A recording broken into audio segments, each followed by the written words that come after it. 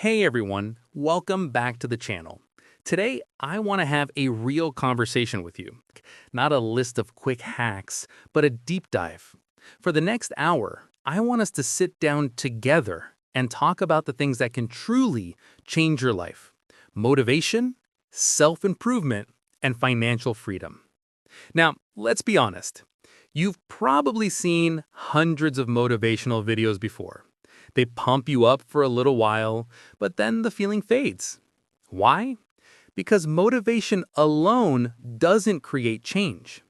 It's what you do daily, your habits, your mindset, your financial choices that really transform your life.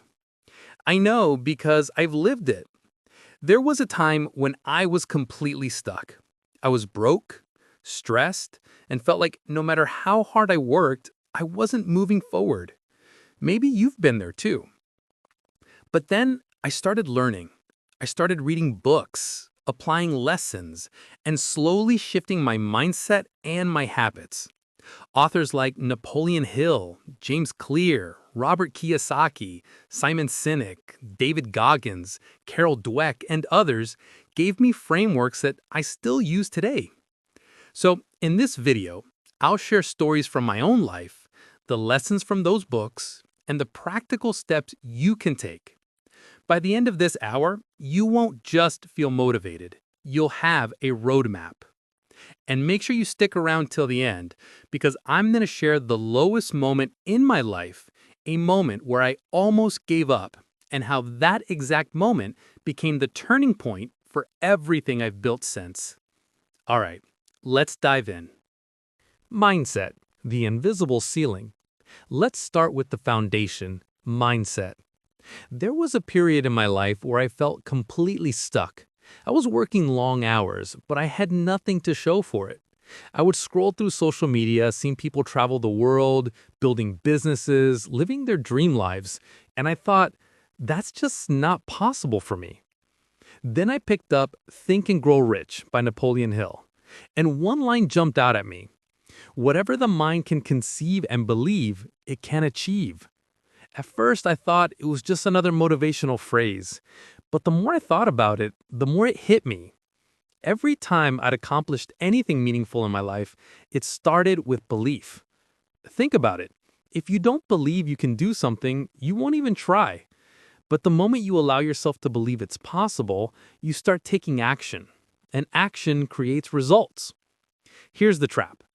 Most people stop themselves before they even begin because their inner voice says, you can't. Another book that reinforces for me was The Magic of Thinking Big by David J. Schwartz. He explains that the size of your success is often determined by the size of your thinking. If you think small, you limit yourself. If you think bigger, you open doors you didn't even know existed. So here's a quick exercise for you. Close your eyes for a moment and imagine your ideal life 5 years from now. Where are you living? What kind of work are you doing? What does your day look like? Now open your eyes and write it down. That's not fantasy. That's a vision. And vision is the first step towards reality. So ask yourself, what's one limiting belief you've been holding on to? Maybe it's, I'll never be good with money, or I'm just not disciplined. Write it down. Then rewrite it as, I haven't learned this yet, but I can. Engagement cue. If you've ever battled self-doubt but still push forward, drop a key in the comments, because belief really is the key to change. Here's the truth. Motivation is unreliable. It feels amazing when it's there, but it disappears when you need it most. What you can rely on are habits. James Clear, in his book, Atomic Habits, talks about how tiny, consistent actions compound into massive change. He says, you do not rise to the level of your goals. You fall to the level of your systems. That hit me hard. I used to think success came from huge efforts, big workouts, long study sessions, massive sacrifices, but I'd burn out. Then I learned the power of small habits. For example, I wanted to get in shape, but I kept skipping workouts because I thought, If I can't spend an hour at the gym, it's not worth it. Then I decided just 2 push-ups. That's it. 2 push-ups turned into 5, 5 turned into 10, and eventually I built consistency. The same applies to money. I once thought saving $10 was pointless, but when I automated just a small transfer every week, it grew into real savings over time. Another book that reinforced this was The Slight Edge by Jeff Olson. He explains that success is built on small, seemingly insignificant choices you make every day. Drink a soda today. No big deal. Do it daily for years? Big deal. Read 10 pages of a book. Doesn't feel like much. Do it every day for a year. You've read 3,650 pages, the equivalent of 12 to 15 books. So here's your challenge. Pick one tiny habit today. Maybe it's journaling for 2 minutes. Maybe it's saving $5. Maybe it's reading 1 page. Start small. Engagement cue. If you're ready to build habits instead of waiting for motivation, type "I choose consistency" in the comments. And by the way, if this message is connecting with you so far, hit that like button. It helps the channel reach more people who need this message. Financial freedom. Let's shift into money because financial stress can crush motivation faster than anything else. For years, I thought the way to make more money was just to work harder. I worked overtime, picked up side jobs, but at the end of every month, my bank account was still empty. Then I read Rich Dad, Poor Dad by Robert Kiyosaki. He explained the difference between assets and liabilities. An asset puts money in your pocket, a liability takes money out. I remember buying a brand new car once. It felt amazing for about a week. Then the monthly payments hit. That car wasn't building wealth, it was draining me. Meanwhile, a friend of mine started investing small amounts into index funds. Nothing flashy, but over time, his money started to grow. That's when it clicked. It's not about how much you make, it's about how much you keep and grow. Another book that shaped my thinking was The Millionaire Next Door by Thomas J. Stanley. He studied actual millionaires and found that most weren't driving flashy cars or wearing expensive watches. They were living below their means and quietly building wealth. And then The Psychology of Money by Morgan Housel hit me with this truth. Wealth is not about your income, it's about your behavior. It's about patience, discipline, and avoiding the trap of lifestyle inflation. So here's a practical step. Track every dollar you spend for 1 week. Label it as either an asset, a liability, or neutral. You'll quickly see where your money is working for you and where it's working against you. Engagement cue. If you're committed to shifting into an asset builder mindset, type "I'm building assets" in the comments. Pattern interrupt. And in just a moment, I'll share the biggest money mistake I ever made, one that set me back years, and how you can avoid it.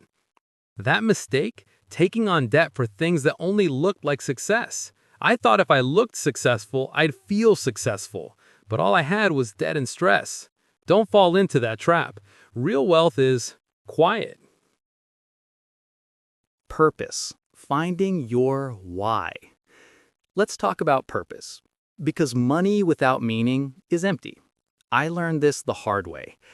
There was a point where I was earning more than I ever had. I thought that would make me happy. But honestly, I felt emptier than ever. Then I read Start With Why by Simon Sinek. He explains that people and businesses who succeed long-term always start with a deeper why. And then Man's Search for Meaning by Viktor Frankl took it to another level. He survived the horrors of concentration camps during World War II, and he wrote that those who had a strong sense of purpose were the ones most likely to survive. That shook me, because it made me realize, if you don't have a why, life feels empty. But with a why, you can endure almost anything. So what's your why? For me, it was freedom. Freedom to spend time with family. Freedom to create. Freedom to live life on my terms. What's yours? And don't underestimate it. When you declare it, you give it power. Turning pain into power. Let's be real, life will knock you down. You will face rejection, failure, and heartbreak.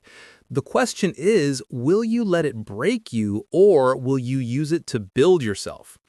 David Goggins in Can't Hurt Me talks about the 40% rule. He says most of us are only operating at 40% of our potential.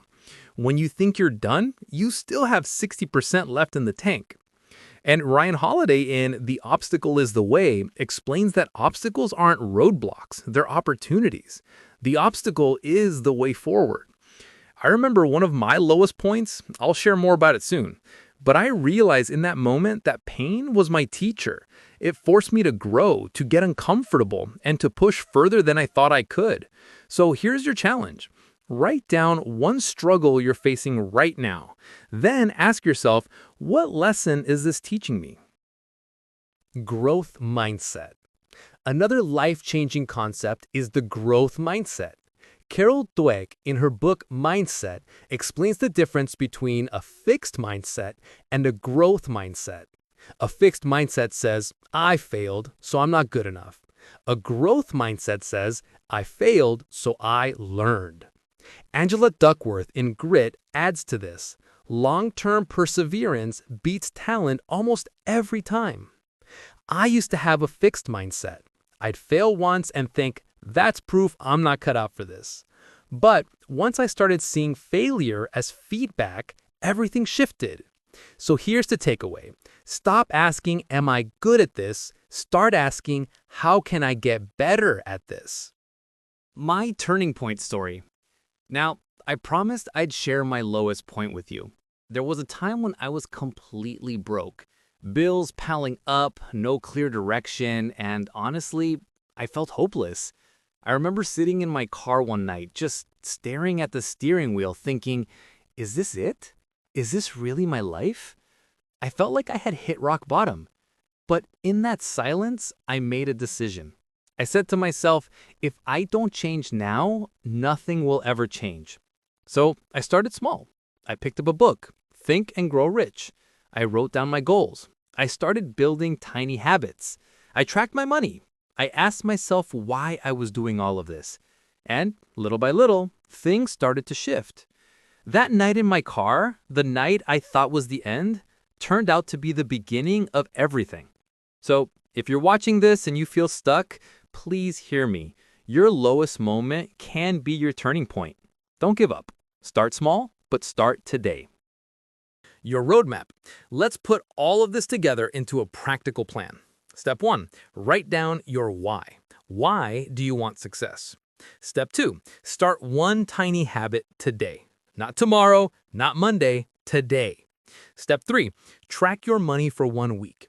Label every expense as asset, liability, or neutral. Step 4, reframe one failure as a lesson. Do this consistently and you'll start to see change faster than you think. All right, and if you're still here, I want to acknowledge you because most people would have clicked away, but you stayed. And that tells me something powerful. You're serious about changing your life. But remember, nothing changes without action. Don't just nod along and move on. Pick one thing and do it today. And here's how we'll stay accountable. Write your one action step in the comments. That way, it's not just an idea, it's a commitment. If this video gave you value, hit that like button, share it with a friend who needs it, subscribe if you haven't already, because we're building a community here of people who are ready to level up.